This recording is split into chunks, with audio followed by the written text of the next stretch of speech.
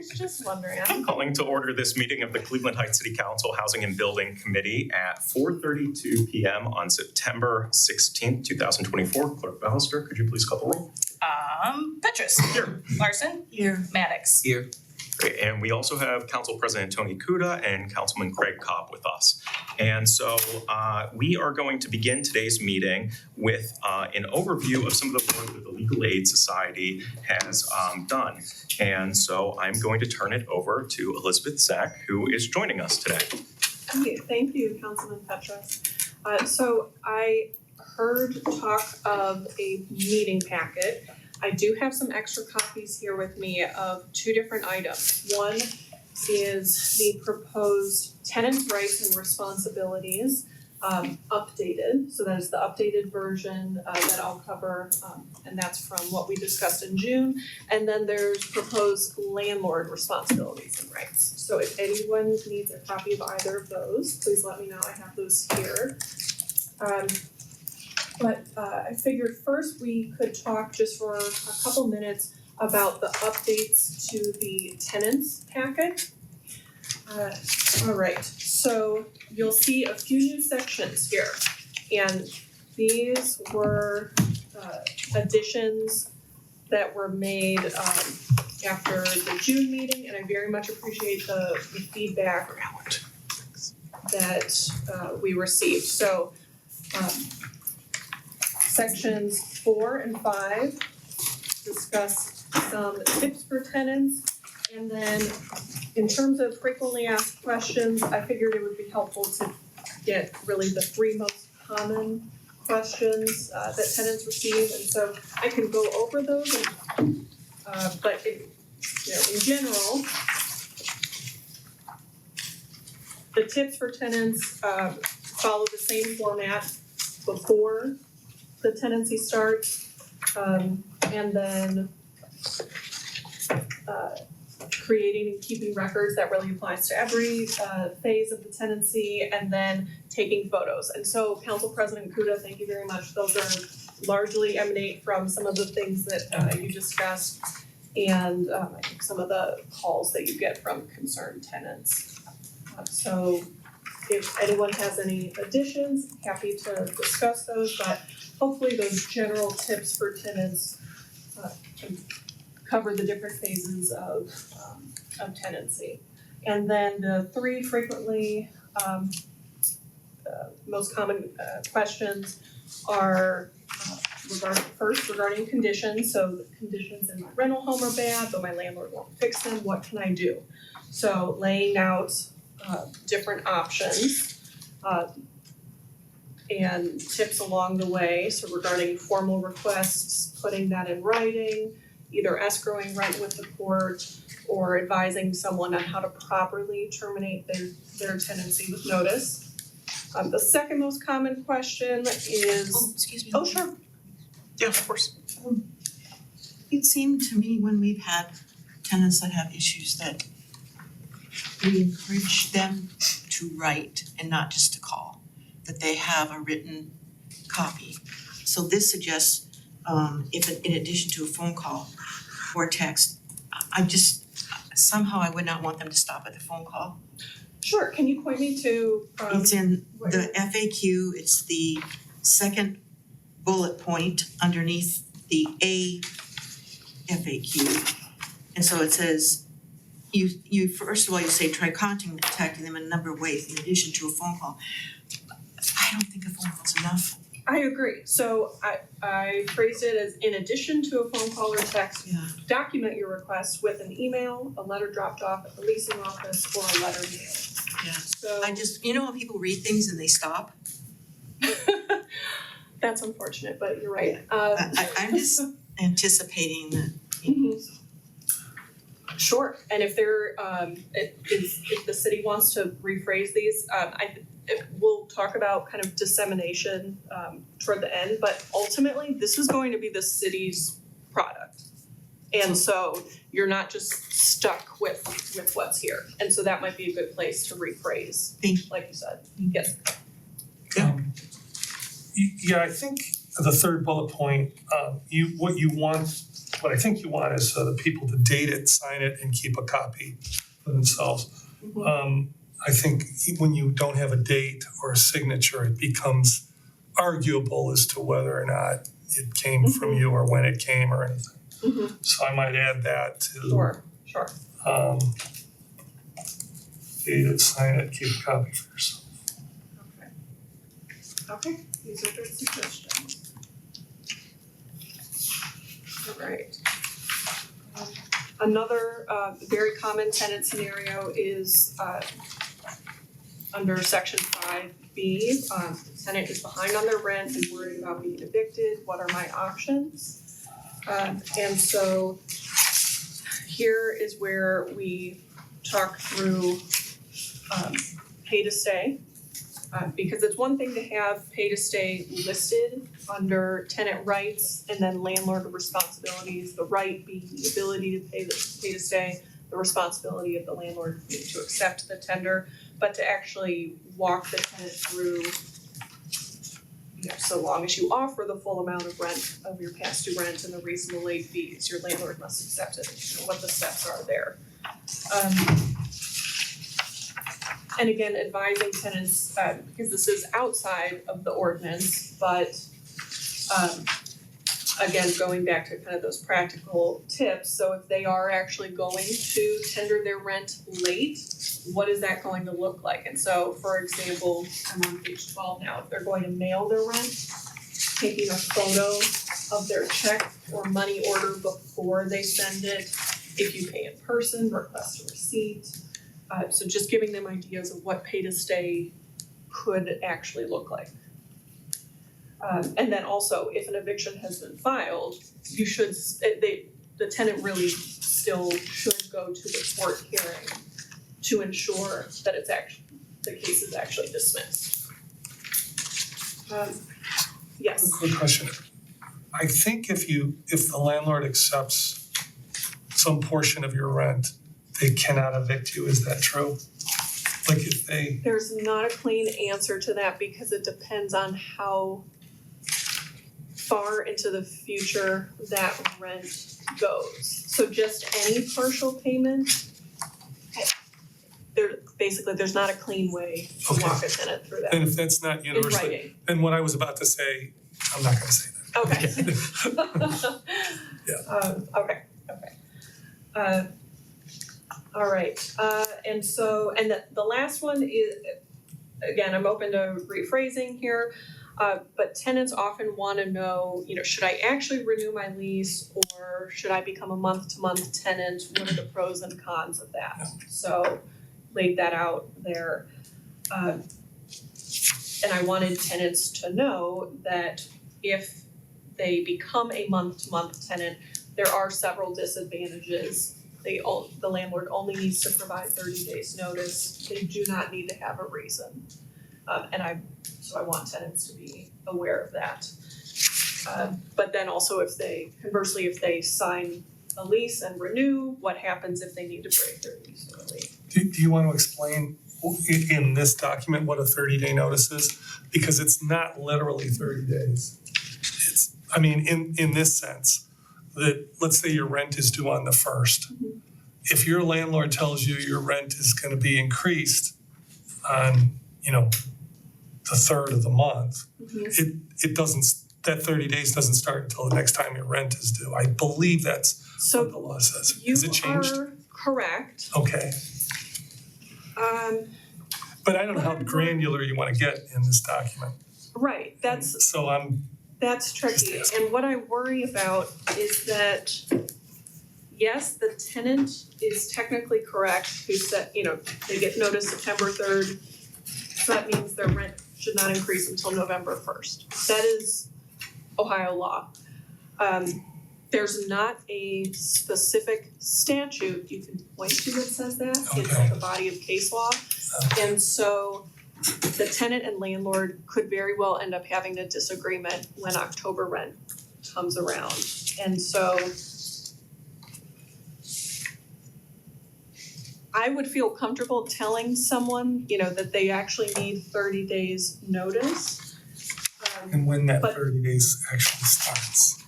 Right. Yeah. But So you don't wanna write it down and, you know, Well, it's more, I don't want the tenant to then get in a position where the landlord is now considering them, but like having only paid partial rent in October. right? And so let me take a look at that and see if there's a cleaner way to spell that out. Sorry. No, of course.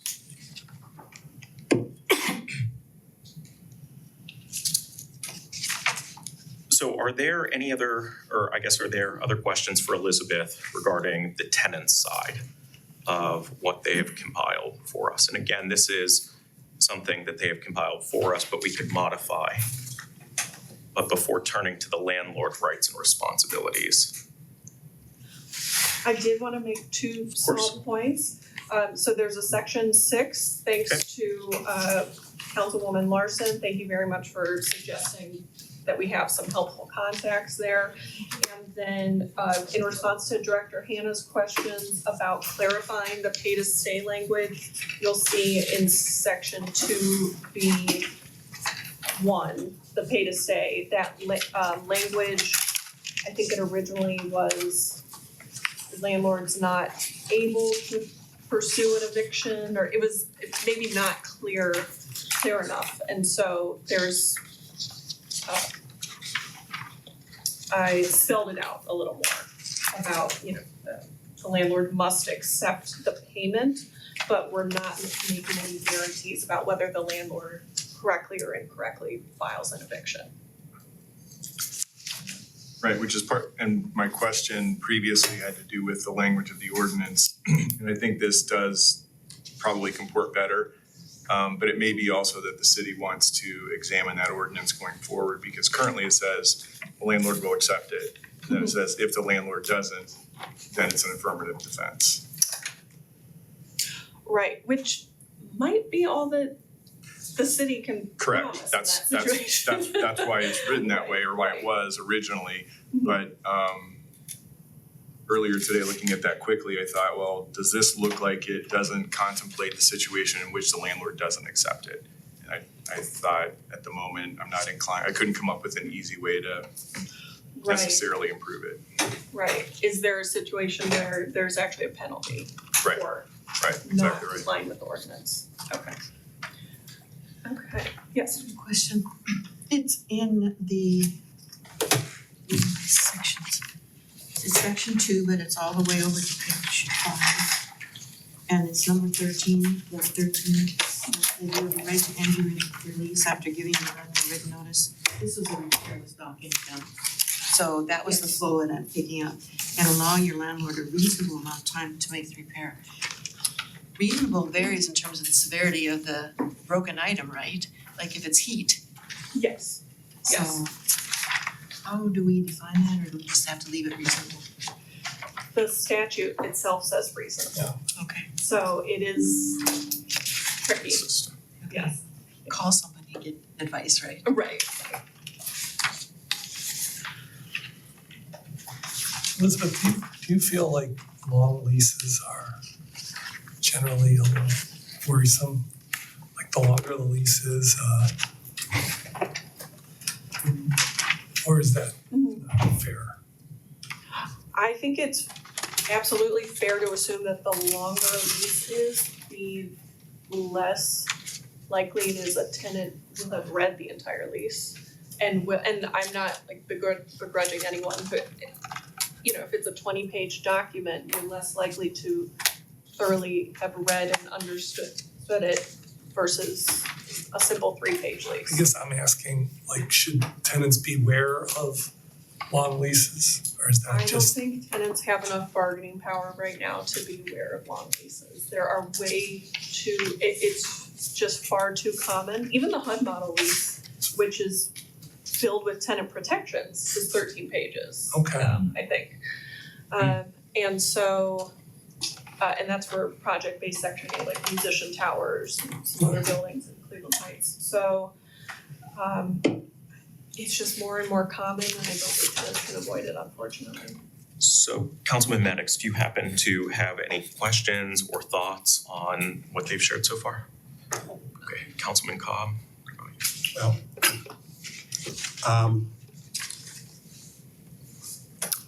I think it's a little light on the tenant's obligations. I mean, I'm sitting here looking at 5321, What tenant page are you on? obligations. Well, if this is, are we still on the landlord or have we gone over to the tenant part? I'm sorry. We're on the time. Yeah. So, I mean, you have some of the duties and responsibilities for the tenant, but the list is much more comprehensive than what's in here. And I would be glad to, if I get a Word copy of that, add some of these provisions. Because to me, if I were a landlord, I would think that everything that we have here is very tenant slanted. And obviously, you guys are a tenant right organization and not a landlord right organization. But somebody needs to also speak up for the landlords in this town, most of whom are good landlords. Sure, I did try to approach this even-handedly. Can you provide some examples of some of the tenant obligations that you're not seeing in the document? Well, I just you go to 532105, and there's Right, I'm A familiar. through, 10. Mm-hmm. And you've got 3 here, Right, so and then a couple others, but you talk, go ahead. a lot of that statute, if you can imagine, is I think not reader-friendly language, and that goes true for 532104, which has to do with landlord obligations. And so the way I have it drafted here is, trying to make this a document that's different from 532105 in the sense that it's not paraphrasing everything item by item. So for maintaining the unit, there are some things in 532105 that fall under the general responsibility of, for example, A1. You, your household, and your guests must keep your unit safe and sanitary. That encompasses some of the specifics that show up in 532105. Same thing with, and so for example, allowing access to the unit, keeping the unit drug-free, B and C, those are things that are within 532105. Maintaining electrical and plumbing fixtures and appliances properly, I think if I'm remembering correctly, that's a combination of 2. So if the city, again, decides to parse it out more specifically, that is the city's prerogative. I think it's a tough balance between what is reader-friendly, on the one hand, and what is correctly mirroring statutory language. And we could get you a Word copy so that you can Yes. add some suggestions to it. So I obviously haven't read the whole thing, but in the part when you're moving out and we're talking about Councilman Cobb's comment about tenant responsibilities. I think, my experience was is that ordinary wear and tear, that term and what the tenants are responsible for. Sometimes people need an example, like the carpet is more worn out where people walk on it all the time. But if you spill grape juice on there, that's not ordinary wear and tear. I mean, I don't know. okay, but, well, maybe I'm not, okay. All right. I just thought I was being extemporaneous. Sure. I love it. But I guess what I'm saying is, I think that that's something that tenants need to know as far as their responsibilities go. That if they leave the house, especially when it comes to a move out, what the difference is between ordinary wear and tear and things they are gonna be responsible for and can be deducted from their rent. Right, so I mean, from their Normal- deposit, that's what I mean. right, so normal wear and tear appears under section C2. And so in terms of. What page are you on? So that's on page 8. And then regarding examples, that might be something you wanna Maybe we could incorporate include it. throughout, like in the outline Yeah. here.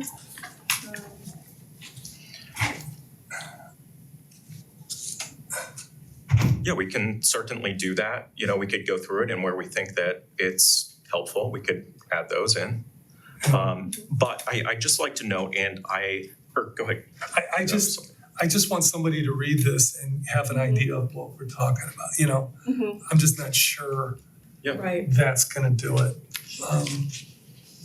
And I should have mentioned this at the beginning of the meeting, so I'm sorry, but we have a full agenda today, especially with the storefront collapse the other day. And so I'm hoping that we'll have about 10 more minutes for this conversation. But we could certainly schedule another meeting sometime soon to continue the conversation. So my hope is that we could get through the landlord responsibilities, then maybe talk about some of the ways that we might be able to disseminate it. yes. So if we could, let's start with the landlord packet. Yes, all right. And so this looks very similar, of course. The rights and responsibilities of the one party are, for the most part, the inverse of the other.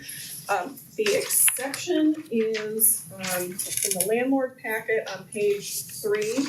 You'll see that the landlord not only has some responsibilities to the tenants, but to the city or the county. We have information here about landlord's duty to get a certificate of occupancy from the city, have the unit available for inspection and so on. So I wanted to highlight that.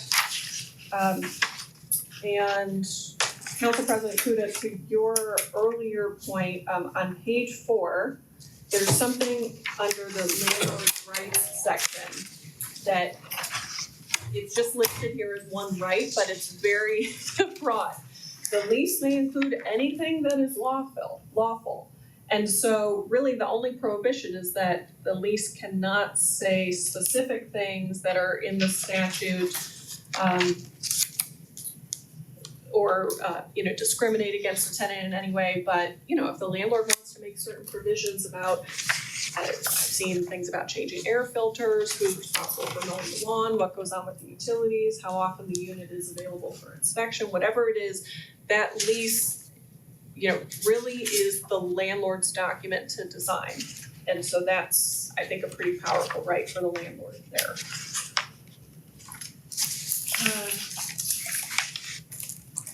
And then again, these responsibilities and rights during the tenancy and at the time of move out largely mirror what we saw in the tenant's document, but they're the inverse. So if anyone has questions about specifics, I'm happy to answer those. And then regarding dissemination, I looked back at the Seattle municipal ordinance, and so for tenants, it is required, they're kind of severe. They require that landlords provide the city's sanctioned renter's handbook to every applicant and tenant annually. So that is something Cleveland Heights could adopt. Maybe it's not necessarily annually, but it's at the outset of a tenancy, if you felt like that was too burdensome.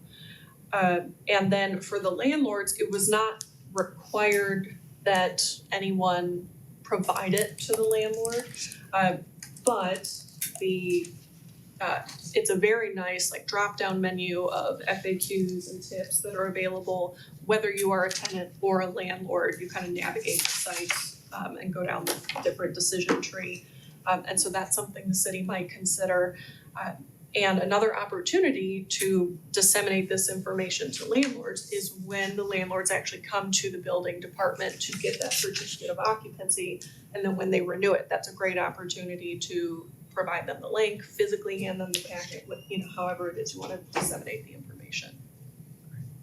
So I know that I have my own thoughts on what might be the best ways to get this into people's hands, but Director Hannah, are you able to share with us some of your thoughts on how you might suggest that we go about it? With regard to, I'm sorry. Disseminating the information?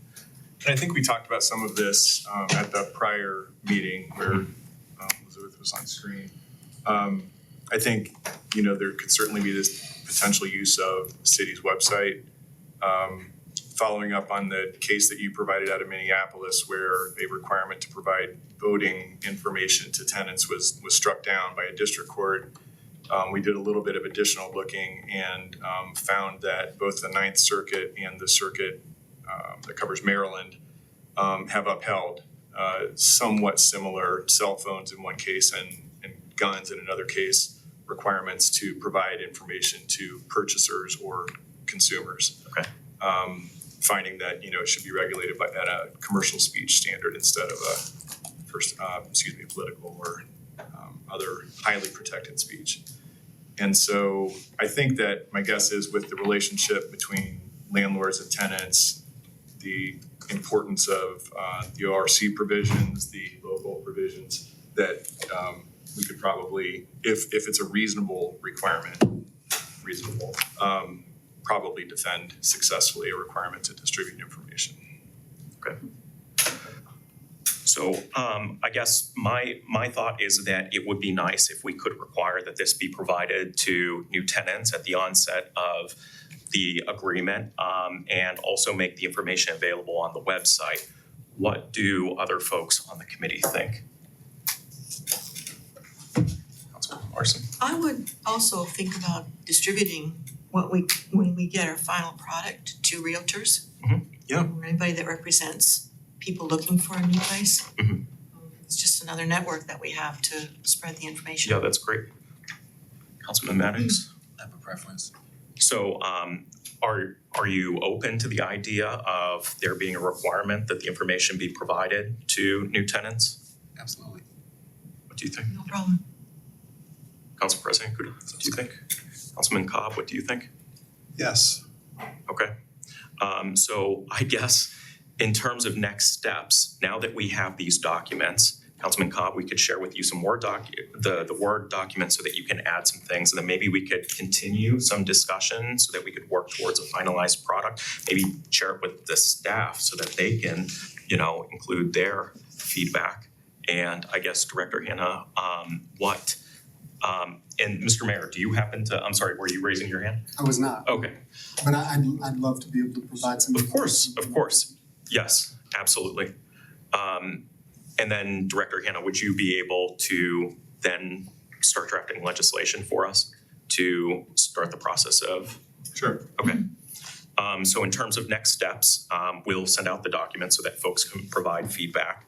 And Director Hannah, regarding the legislation, should we take a vote to proceed with drafting of legislation, or is there a You're different gonna have a approach? follow-up discussion about comments and.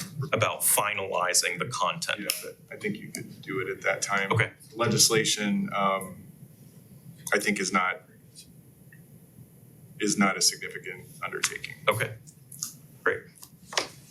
Okay, so we'll plan to have another discussion at our next meeting about this, so that we could take into consideration any feedback that anyone has, as well as folks from the administration, including the mayor. And so are there any other questions or comments for Elizabeth while she's here? Really good work. Thank you for your work. I didn't mean to give you a hard time. No, this, Coming from a lawyer and all I did was represent landlords, so I couldn't hear. I had That's too right. many battles with the Legal Aid Society over the years. Well, That's we fine. are very grateful for all the work that you and Matthew have put into this. I think that this is something, I've said this several times, that I can't tell you the number of times I've talked with a tenant and they've said, I didn't know my rights until I was in a difficult situation. And I myself, being a tenant, I learned of the rent escrow program only over the last year. And I've been in my unit for 10 years, so I think that this is something that could be really helpful for people. And so I'm just very grateful to you and Matthew and the whole Legal Aid Society for your help. Well, we are grateful for the invitation to participate in the process and provide help. And for what it's worth, I'm very excited to see what the city does with this project, and Legal Aid is in no way, has no ego in this in terms of what the document looks like. Please do not feel married to the outline format. That was helpful for us to analyze it, probably not the most reader-friendly format. So very excited to see what the city ends up doing with this. Great, well, thank you, appreciate it. Yes, thank you. And so I'm going to next invite Mr. Elmy and Mr. Lewin and Mr. Marin, if you would also like to come to the table so that we could talk about the recent storefront collapse on Mayfield and learn anything else that you would like to share about the incidents and your response, wherever you would like. Sure. Mr. Chair, Yes, of course. I'm gonna leave it to the experts Okay. to discuss. If there's a need for me, please, Mr. Almy. Of course. So I guess if it's okay, we'll start with Mr. Elmy and then Mr. Lewin, any other suggestions that you might have or anything that you'd like to share about what's happening in the city of Cleveland or Lakewood, we'd love to hear them. So, Want me to start or Eric? I start actually then. Of course, I saw your updated report today also as well for the, thank you. Okay. All right, I'm Eric thank you Elmy, for joining us, by the way, I appreciate it.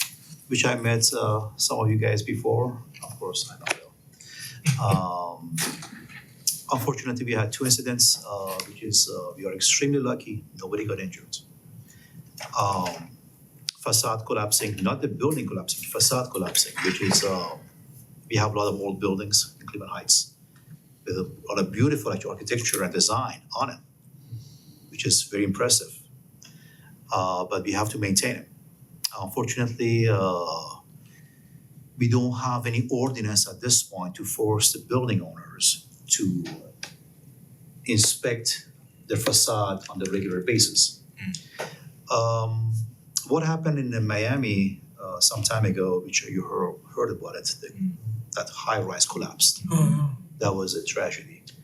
After that, City of Cleveland, which I used to work, they implemented an ordinance in 2018, passed by City Council, passed by City Council and implemented in 2019 regarding their high-rise, and every facade has to be inspected by a third party, not by the city.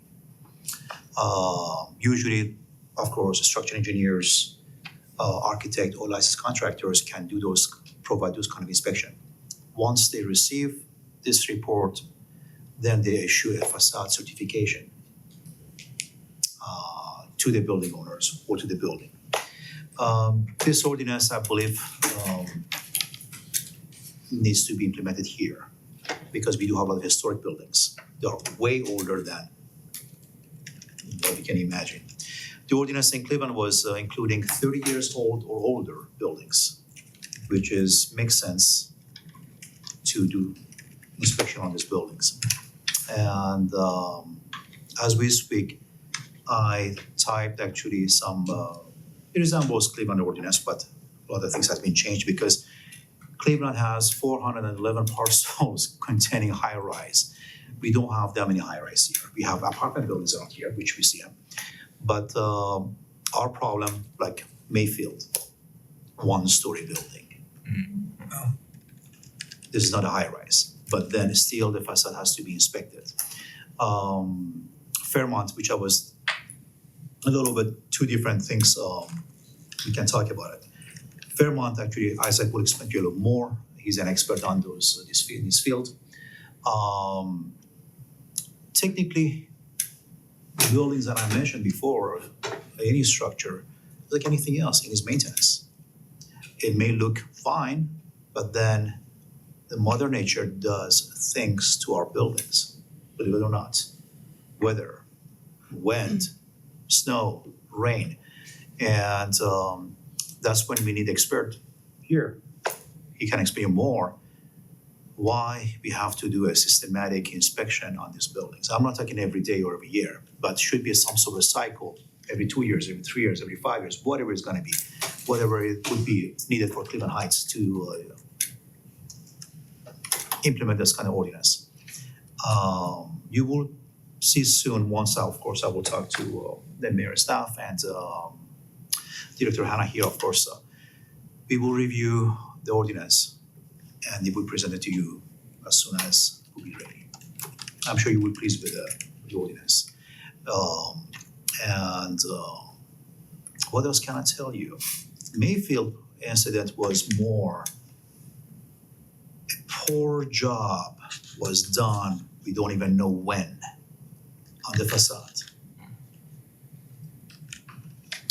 Looks to me that what job was done maybe in the 70s or 80s, maybe 90s. We cannot define exactly when it was done.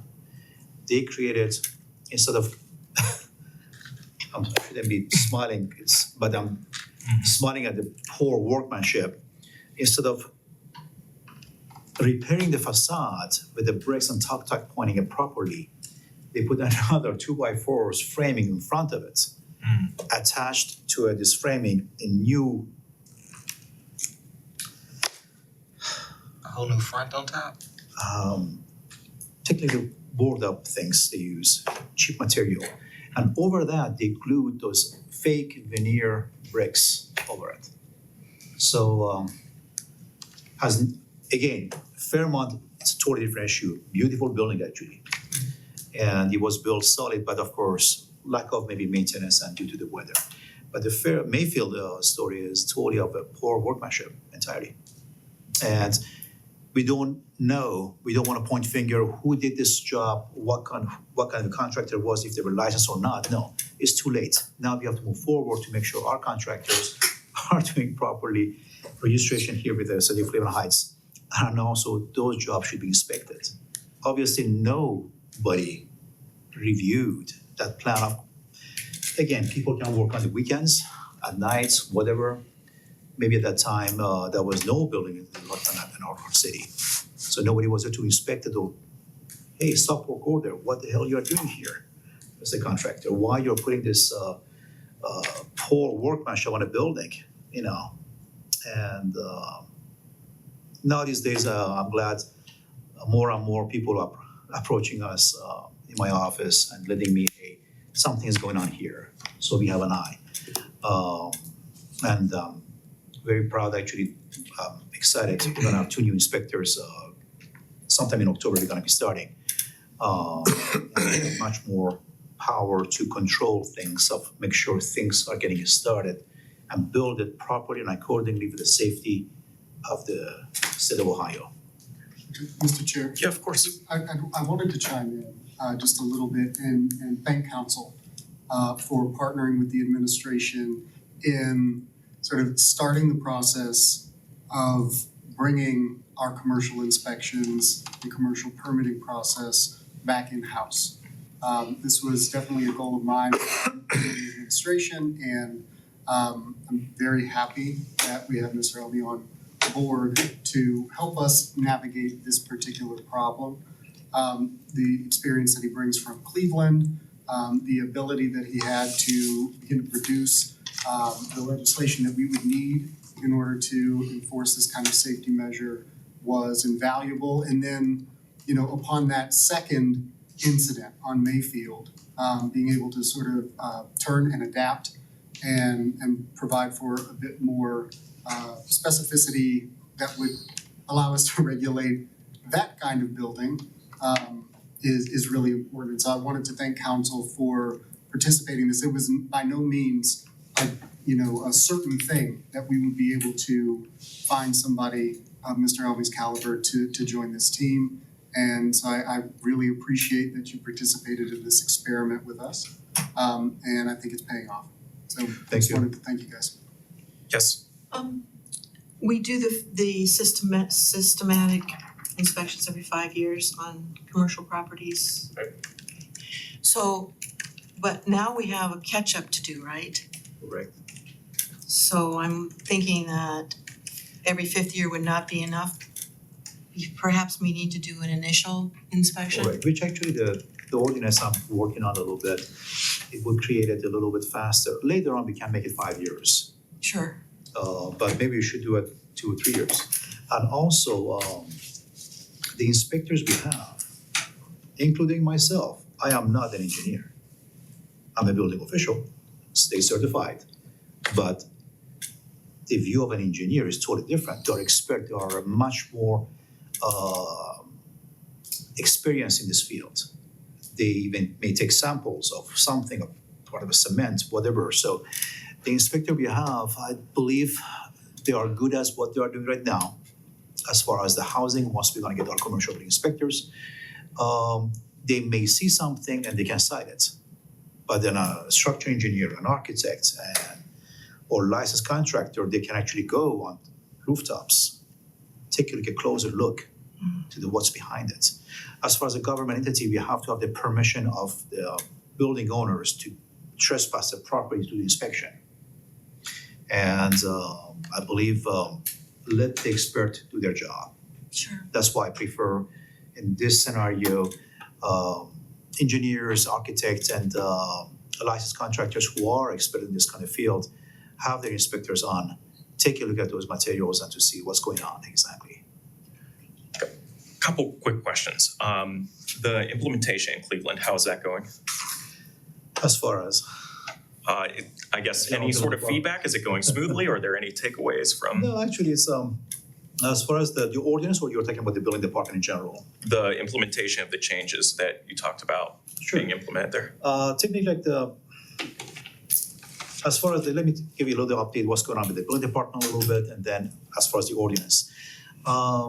It's kind of difficult because I will explain to my directors out here and Mayor Saran here. It's not easy to find right away inspector as they snap our fingers. Yep. They are, of course, state certified. They cannot be just anybody who can just jump in out of their on the street. Yes, we're going to hire you. They have to be certified. So some sort of a specific requirement and exams and experience to become building inspectors, electrical or plumbing. And they are not easy to find, unfortunately.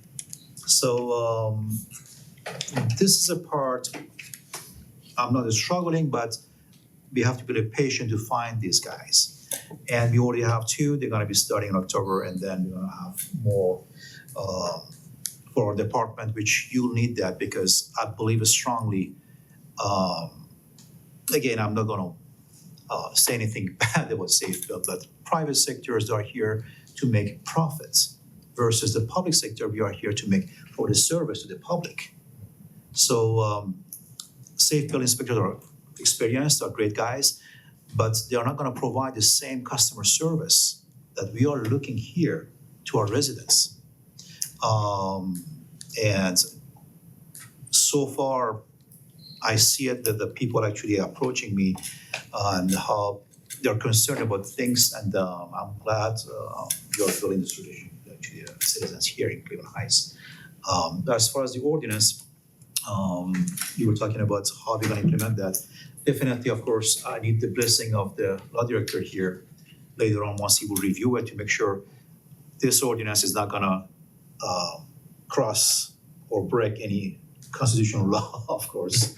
And then once we have that, it will be presented to you, I believe, I don't know when exactly, but very soon.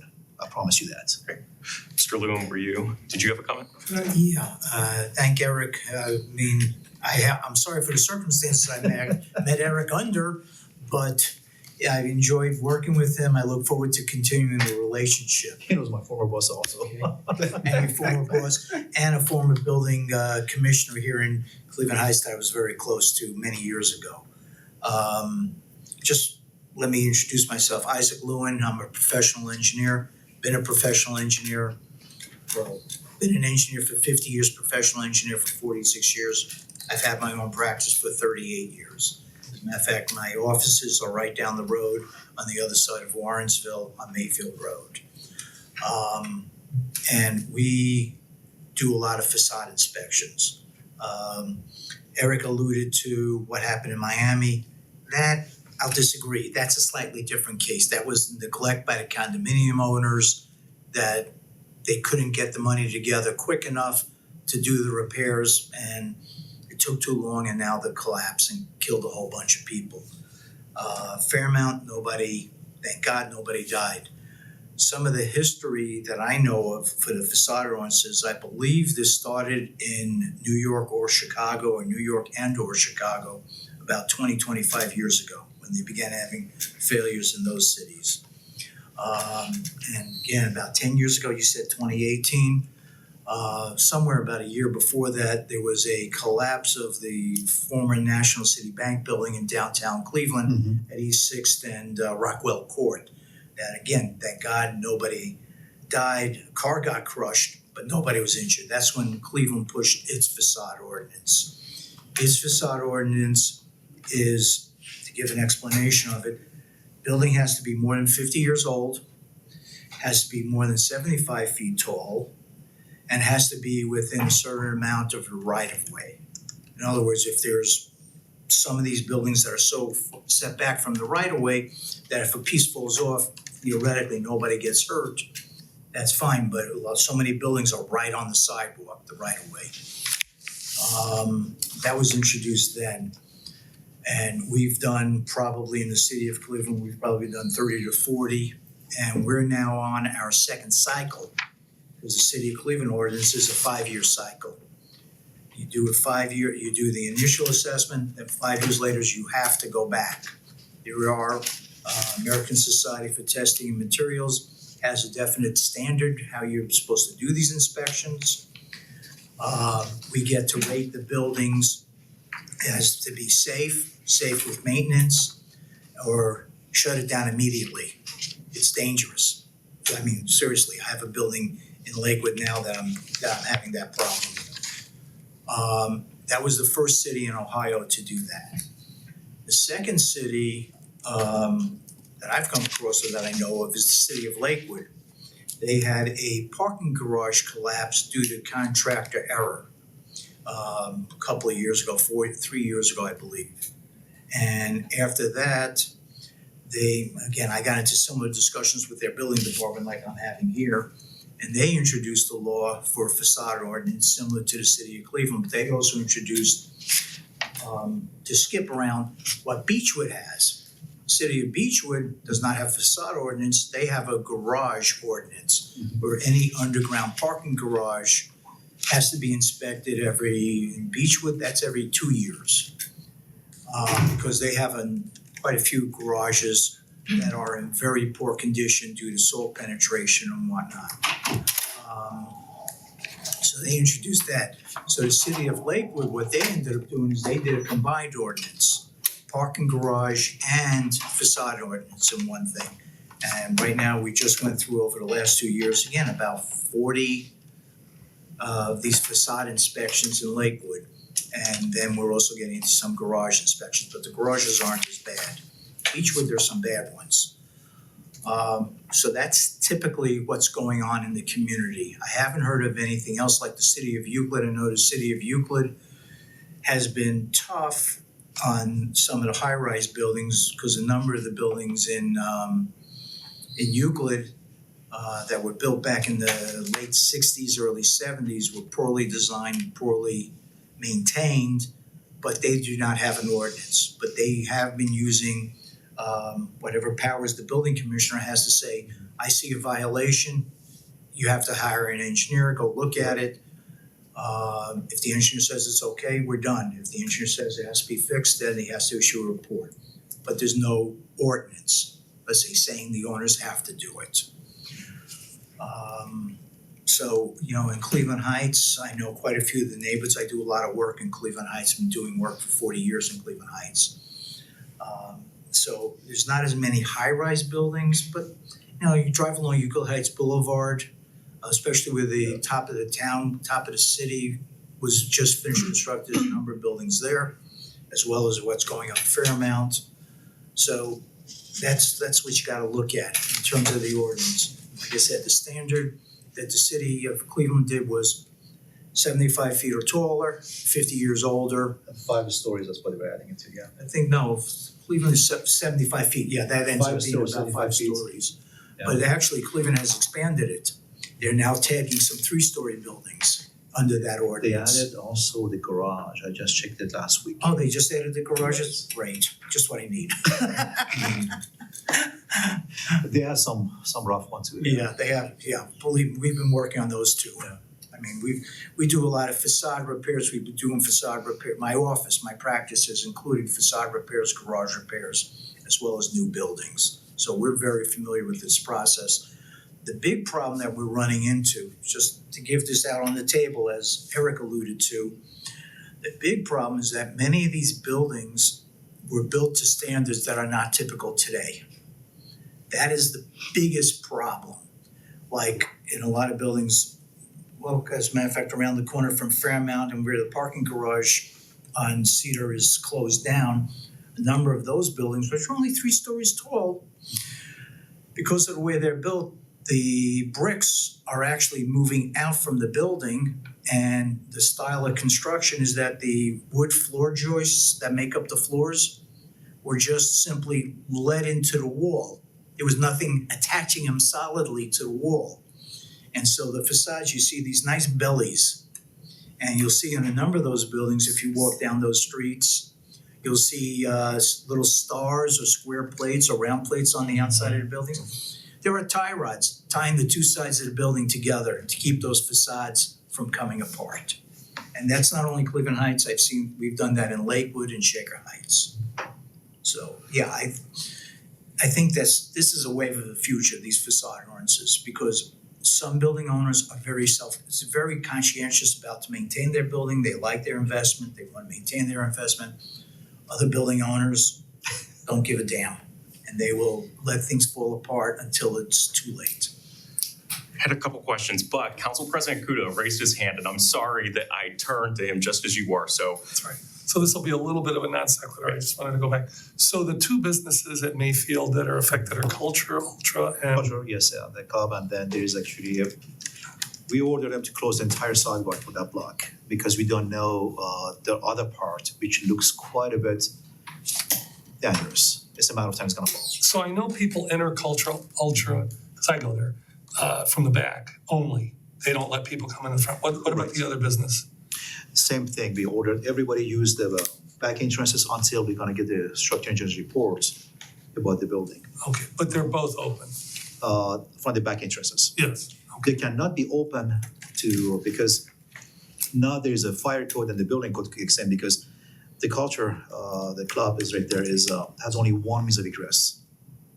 The number of the occupancy is, I believe, more than 50, so they have to have at least 2 means of egress. I see.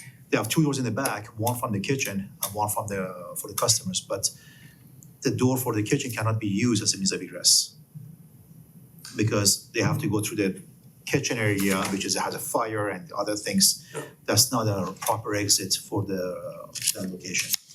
So I told them, guys, as soon as you bring me the report, an expert is gonna tell us what do you think the other side, or what are the remedies, we cannot be open. I'm sorry. I know fire department and myself, we are putting our name on the line right there, but people are not gonna be happy because they're gonna be losing money, whatever it is, but better be safe. Sorry later. The owner was just about to do some remodeling, I understand. Yes. But, so, I don't know, I don't wanna get into too, but is the owner responsible, the owner of the building responsible for the, Correct. okay, even if the lease says tenant makes all repairs? That would be the agreement between the tenant and the landlord. Whatever is between them, we don't get involved, but usually we send citation or the report or whatever it is to the building owner, Okay, not to the tenants. Unless the tenant is responsible, but that's not our I see. concern. We always send a notification as far as a government entity to the people who own the building, the land right there. Yeah. And of course, the business, the tenants, the business owners, they can enter their building if they need to pick up an equipment or like a barber shop or the hair salon, whatever, but they cannot have open to the public access because we don't know the condition of the roof or the building right now. And until we get the report, then that's a different story. So we were talking about how in the city of Cleveland, the requirement is for a building 75 feet or taller. we noted that here in Cleveland Heights, we don't have too many of those. So what sort of requirement would we be looking at? Because the Mayfield building, that was a single story. Are we going to have requirements for single story buildings, or should we just stay tuned to see what you I suggest just, later? I'm adapting it, the ordinance to Cleveland Heights, as, it's a good point you're making right there.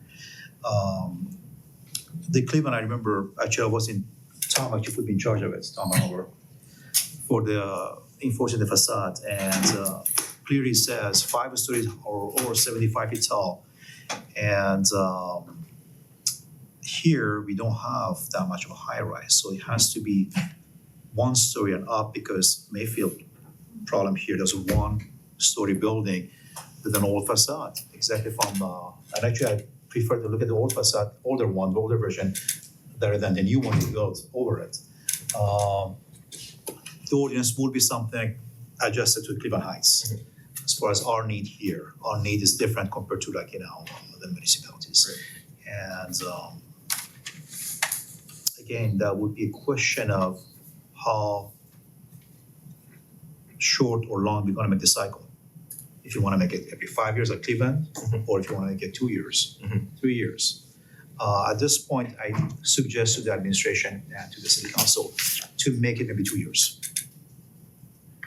But then later on, can we modify this to make it more ease every 4 or 5 years? Again, 2 or 3 years, those are the one I'm shooting right now. You said that something will be coming soon, just so that we have like a sense. Are you thinking 30, 60, 90 days, a little longer? That will be depending on how Bill is gonna answer me. When we have something to look at, we'll look at it right Sure. away. Yeah. Correct. Yeah. Technically, we can make it, not tomorrow, but of course, probably next month. My guess is if you're utilizing a Cleveland template and maybe some others that are already Right. existing, we'll be able to benefit from some previous vetting by other Yeah. And municipalities. the only other thing that I would add is that I hope that we're talking with property owners as well as we're thinking about this, so that, maybe it's a case that there's, they have some particular preference, that we could at least hear what that is and consider it. But I guess committee members or other council members, does anyone have questions? Thank you, this is very helpful. Mr. Lewin, is there anything else? Thank you so much for coming and joining us. Is there other information that you think would be helpful for us to know? My only suggestion is, since you're talking about, Eric's talking about the 1-story buildings, is maybe make it an age-dependent thing also. Correct. Any building, let's say, more than 75 years old, whether it's 1 story, 2 stories, or 3 stories, because Correct. that's a predominant building type that you have in Cleveland Heights. Look at Lee Road, look at Coventry. Mm-hmm. I mean, the buildings are look in good shape, but they're not, but they don't meet the ordinance that the city of Cleveland has, so that has to be modified. But Correct. like I said, maybe instead of 50 years old, 75 years old, anything built before, what would be 1940. Correct. Because the quality of construction and the details have all changed substantially since then. Yes. And also that building, this ordinance would exclude the single family dwellings. Okay. Residential home, that would not be included. Majority is for commercial building. Of course, apartment buildings are commercial building, keep in mind. Which they Just a have- quick question, when was that building built on Mayfield? What year?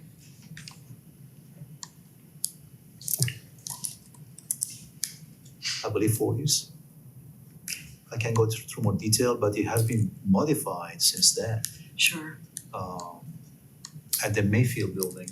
I drive by it. Fairmont, actually, Fairmont building. Fairmount Building was 1920s. The Mayfield Building, like I said, my office is right by it, so I drive by it almost daily.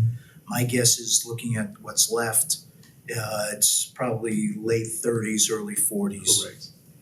And also this ordinance would exclude also the building that it has been rehabbed or built, has to be some age exactly as Right. Isaac is mentioning here. I know in Cleveland they have them 30 years older, but also they have another on the same ordinance that talks about 50. Also, it's 50 years old, I didn't know. There was one, actually, they were Because we talking have some about, buildings, we have some buildings that are 50-year-old that are correct. glass facades, and it's like, this building's not gonna, this facade's not gonna fall off. Exactly. So that was a little bit of a oversight in the facade But ordinance. they are modifying actually, because they added, I told you, the garage also, which here we have in Cleveland Heights, we have 2 garages, one in Coventry, and one is, I'm trying to think if I've seen any Annex. garages for my Yes. clients. so we only have 2 or 3, but can be Yeah, included. but you gotta watch the garages, Which one? Coventry, the corner of Coventry where it's the white, very white building where there's a video store in the corner across the street from where Key Bank is. That building didn't have an underground parking garage, but it had a basement. That was the old Obama Theater that went underneath the parking lot.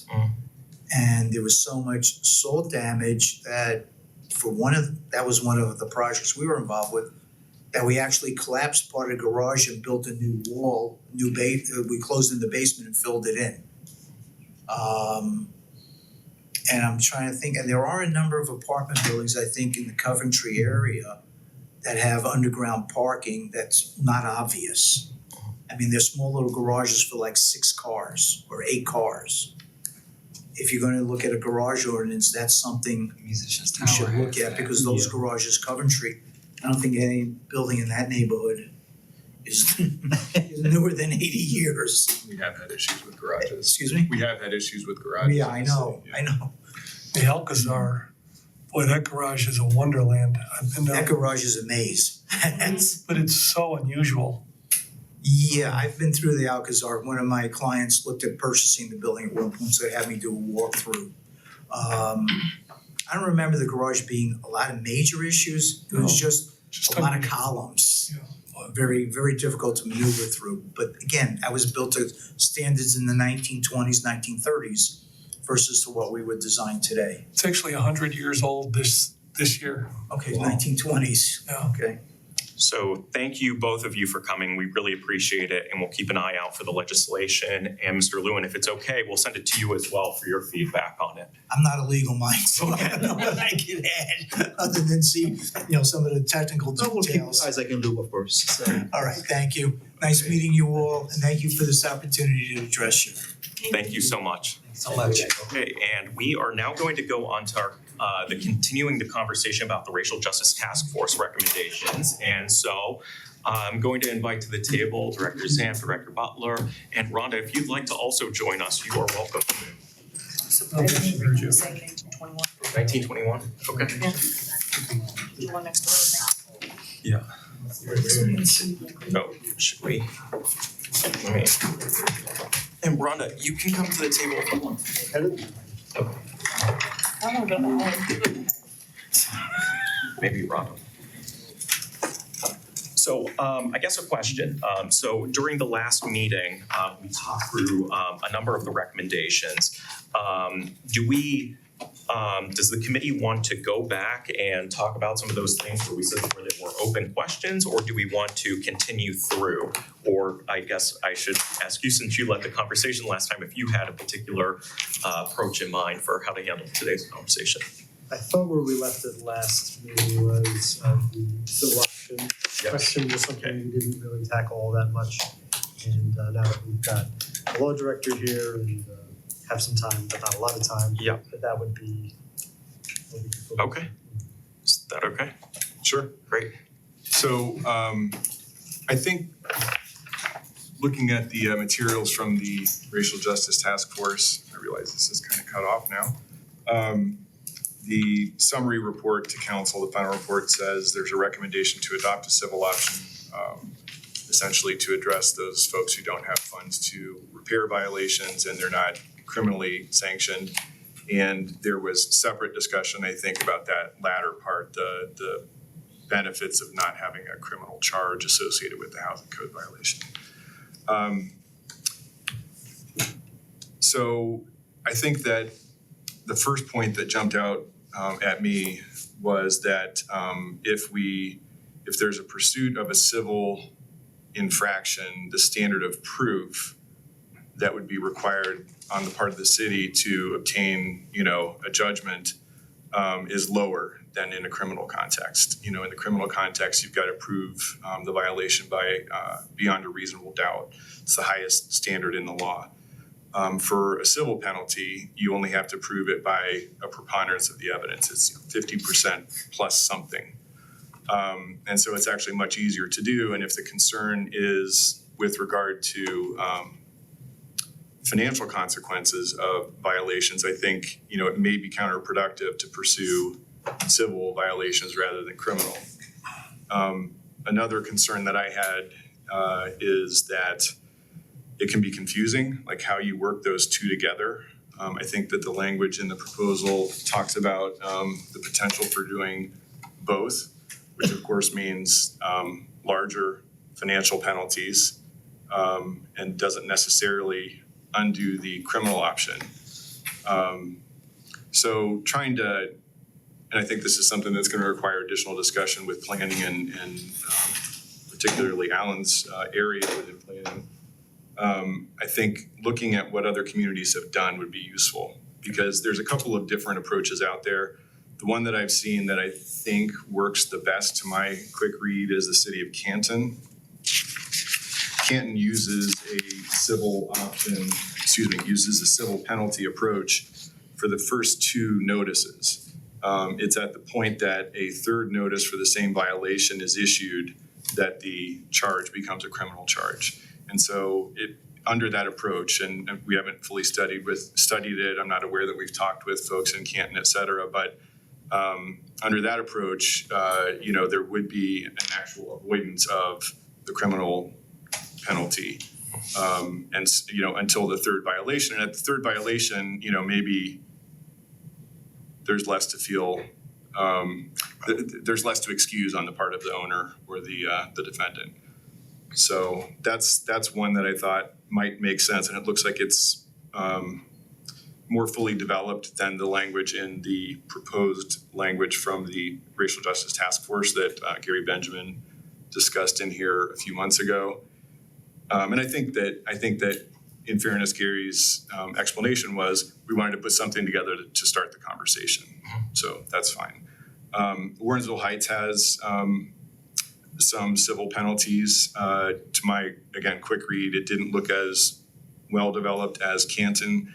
And Columbus has civil penalties in addition to criminal penalties. But again, theirs is sort of a layering penalties on top of each other, civil plus criminal. And I think, as I understood the explanation of the interest in the civil option, that approach wouldn't necessarily move the ball forward. So regarding the Canton approach, are there downsides to that you see? Well, one of the things that I wanted, so there's a legal angle, which is to try to keep it clear and also to just be clear about the standard of proof. So I wanted to address that from the law department standpoint. I think from the actual use of the ordinance to pursue violators, that's where I would be looking to planning and Alan, and I would think we might want to talk with people in those communities, and maybe you have, I don't know. But because there's always benefit in my view of hearing practical feedback from the people who actually live with an ordinance. Mm-hmm. That sounds like a punt, and it is a little bit, but I think that, again, it seems to be an ordinance that's tied together pretty well overall. And so I think that's attractive, and it seems to be more clear in terms of the progression from civil to criminal, which again, from the legal standpoint, I find attractive. And one thing, just a sort of a recap of last time, we also thought that would be valuable to hear from the judge, particularly with the diversion program, because there's potentially some Correct. overlap or synergies that could fit into all this. So painting that larger picture. Reminding me, so after the last meeting, I did reach out to Judge Costello. our last meeting was scheduled on the day of his anniversary, so he was not able to join us, and I'm now remembering that I forgot to reach out to him and invite him to today's meeting, so I will reach out to him about that. Thank you for that reminder. Yeah, I'm glad you mentioned that. I'm sorry to interrupt, but because the prosecutor was involved in helping to get that process rolling of the diversion program, and I think for all the reasons that the task force articulated that this might be of interest, it would be good to hear more about how that's worked so far, you know, where it could be improved, whether this impacts it at all or does anything different. Yeah, I'm curious to know what the added benefits of pursuing this civil option are over the program that we currently have. So, Mr. Hanna, what, did the canon of ethics stop a judge from actually like weighing in on stuff like this? Or like where would he have to stop? Why don't we have this conversation offline? That's I'm a just- question that I'm just- entered my mind as well, and I don't Okay. know the answer. I'm just trying to figure out the utility of, asking him to come here if he can't say anything. Yeah, I think that's a fair question. Okay. Councilwoman Larson? I'm still remembering when we first started talking about the civil filing, that they talked about being able to bundle some of these landlords so that a case would have more than one property in it. Did the Canton ordinance do that, or does it seem like they handle each case singularly? They handle them singularly, and I might be confusing this, or memory might be conflating there was sort of the bad actor recommendation where there's a point system, and that takes into consideration all of a landlord's rental properties. And then there's the civil option, which I think is separate. I don't know if you guys already discussed the point system and the bad actor ordinance, but I think that one is fraught with a lot of potential legal liability. So with regard to the civil option or the Canton approach, Councilman Maddox, Councilman Cobb, do you have particular thoughts on it? No. Do you have a preference? Are you opposed to potentially moving forward depending upon what we hear from Judge Costello and others, or would you favor some other approach, or any thoughts at all? So I'd like to hear from Judge Costello on it to see what his, if he has any concerns about it or not. That would be helpful for me. Okay. That was the only point of feedback that I want to hear as well. I know he's working on some things as well, but Judge Costello would absolutely be helpful. Okay. So is there any other discussion on the civil penalty topic then? Today's meeting? I think so. Okay. Should we continue to others? Were there others on the list, I think? That was, most of the remaining items were tied to the civil option, outside of the access to buildings. Yeah, so regarding the access to apartment buildings, so there was a request that I reach out to property owners. Addie provided a list to me, and I contacted 21 of the people had email addresses, and I reached out to them. I've heard back from 6 of them. 3 of them, representing Omega Management, Integrity, and Concord Apartments, they responded with an actual response saying that they were not in support of it. There were a couple individuals not affiliated with organizations, Brooks Jones, Gary Garr, and Eric Richmond, who responded. Mr. Jones said, I am not in support of this concept. Mr. Garr said, I sold the property in March 2024. And Mr. Richmond said, I have no tenants and plan on not having any tenants. With regard to those management companies, Mr. William Doyle, who represents Omega Management, said, I am against the requirement that would force owners of a private property to give access to voters, solicitors. Mr. Dan Siegel, who represents Integrity, said our tenants would not want solicitors of any kind into the common areas of the buildings. It would likely scare some of them as well as cause us potential legal liability. And Fred Carmen, who is representing Concord Apartments, said Please be advised that regardless of any legislation passed by Cleveland Heights, Concord Apartments will not provide access to any individual for any purpose, including voter registration, unless Cleveland Heights provides a criminal background check for any individual who would be entering the buildings, together with a waiver of sovereign immunity in the event the individual commits a crime while in the building. So that's an overview of the feedback that I received. I'd be happy to, after this, share the emails with everyone. So that's what I heard back. Rhonda? So specifically, what was Gary asking for? I mean, I'm kind of confused. Was it just, we weren't talking about going door to door or something like that, or were we talking about, you know, being in a foyer and setting up a table to provide information So to tenants? What did I? if I remember correctly, the drafted legislation would require property owners to provide access to their buildings within 7 days of request. So that for voter registration purposes, this was limited to voter registration and not also canvassing, that they would be able to, you know, knock on tenants' doors.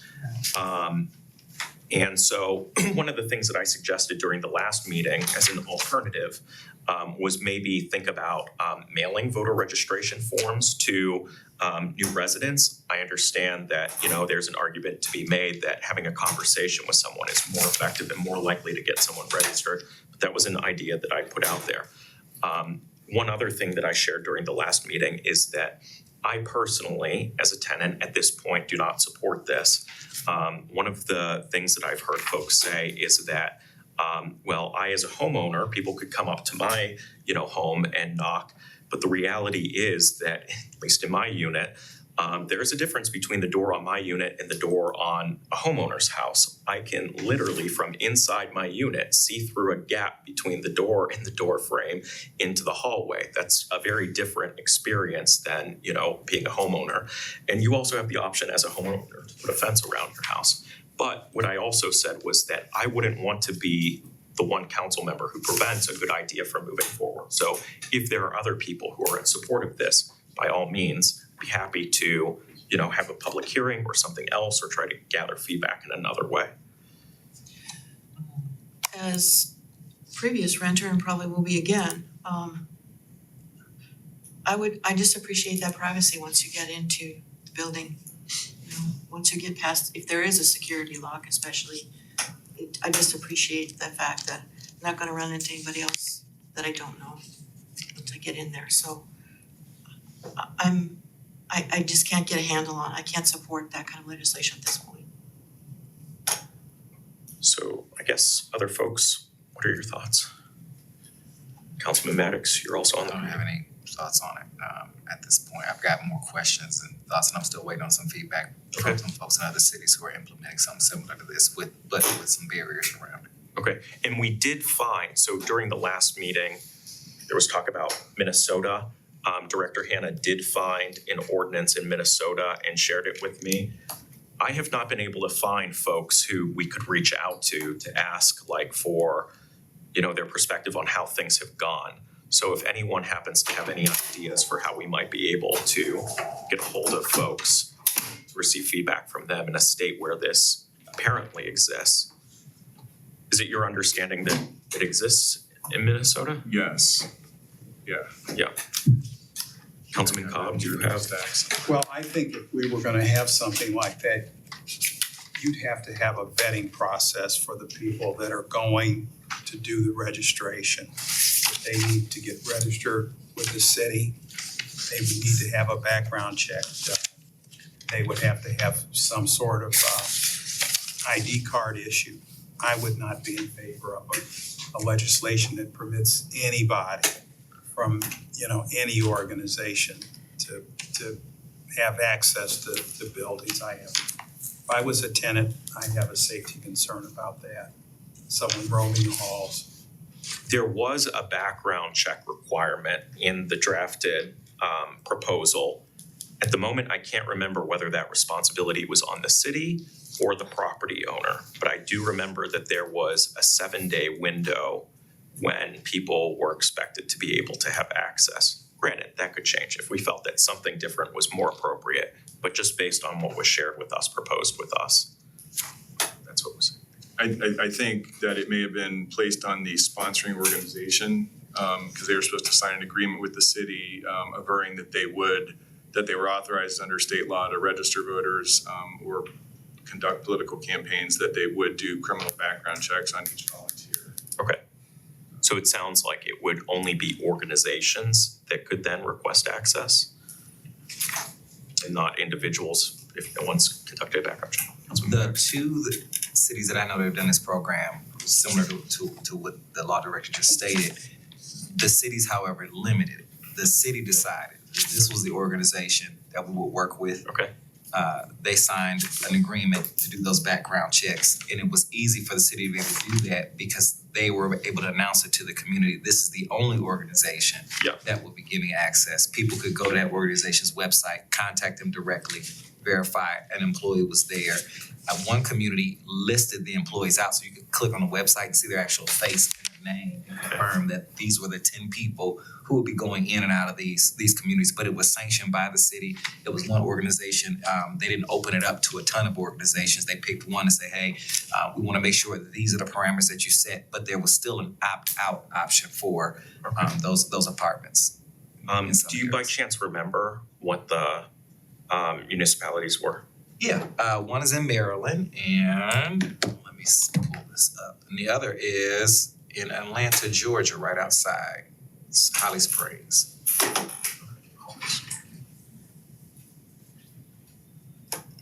Mr. Chairman, I would also just mention that in terms of the city making selections of who has that approval to register voters, I think there's potential risk for the city there as well. Okay. If it's not just objective criteria that need to be satisfied and the city somehow has a role in making some discretionary decision about choosing one or, a small number of folks, I think, we can certainly get challenged on something. Mr. Mayor. One, and the law director can maybe provide some answer to this, but the question that I have is if the council determines that it is in the government's interest to perform the activity of encouraging people to vote and making it easier for people to be registered to vote, the government may contract with an organization to perform that responsibility, and that would be sort of a different situation than simply allowing an organization to perform those duties and fulfill that responsibility. So that would be sort of private speech versus government speech being executed by an outside organization upon contracting with the city. Just throwing that out there as a possible avenue. That's what I was explaining. That's what the city did. That's what Maryland did in Georgia. And that was how they Yes, arranged Maryland, this was the organization I'm going to deal with. And I'll get that So my information. only comment on that would be maybe. I think it may be a preferable approach, but I'm not sure that it solves all the problems, and then you still have the issue of access and all the landlord protections. Okay, let's see, so what other, we also talked about during the last meeting, relocation costs. And so, we were told about ordinances in Cincinnati and Columbus and, pass those along for folks. Did folks by chance look over these? Are there any particular thoughts on these, Director Zanf or Director Hanna, on those, or should we save that discussion for another day? I think we should save it. Okay. Partially because I couldn't access the. Okay. Yeah. I've seen the Cincinnati before, but I had issues. Okay, But we're also fine.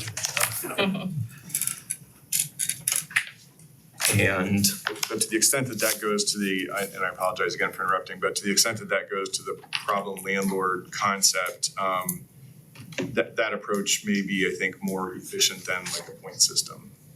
okay. Not saying it definitely works or there's no problems with it, but. And the final thing on the agenda is from Councilwoman Larson. I didn't know where to start, so I'm just starting here for anybody that's interested in ordinances. I have a citizen who contacted me, she has a corner lot and a short driveway, and she got cited for putting a trailer in her short driveway next to her vehicle. And so she is going to comply, she'll probably have to store it off-site but what she asked was, is there any way that we can get somebody to review this ordinance to see if there could be an opportunity for a variance to be authorized or something that could help her in the future. She's parked the trailer in her yard for a long time and not been cited before, so I just wanna see if there's anything that we can get some attention on or not. Would it be possible to take a look at them between now and the next meeting and then share some of your thoughts on it? And it would be good to know the address. It might be similar, or it might be the same property that I know President has mentioned before. It's on Penn. This is a different property. It's a different property. You may have that. But we'll take a look at it and be able to report back. Great. Actually, Mr. Chair, Yes, of course. is the resident looking for the legislative body to review the requirements and the restrictions, or looking at some sort of administrative guidance on getting some kind of a variance that would allow her to move around the restrictions that are in law? Yeah, I think the latter would work for her so that she could continue to do this as she's been doing for years, so. Is that a variance from, it's not really a zoning code variance issue that would go before like a BZA or Right, that's something why. like that. It would basically be, I think in this circumstance, really the major opportunity would be council taking a look at the restrictions and making some sort of change that would allow for certain exemptions. But I don't know that we really have that capacity at this point in our code. Maybe we can Yeah, have a so talk about that. the two ordinances that the councilor cites, one is the zoning code, one's the building code. So I just wanna take a look at that against the property and see if there's an opportunity, Yeah. whether Thank it's a variance or if it's an actual change to the code. Thank you so much. Yes. I just wanted to comment quickly on that because we've been talking about this for a couple of years now. We have quite a few people who own homes where their driveway is short, even their own vehicle can't overlaps on the sidewalk, where they've been getting tickets as well. But I think that's part of that problem and situation as well. Great. And so with that, I am going to adjourn this meeting at 5:59 PM.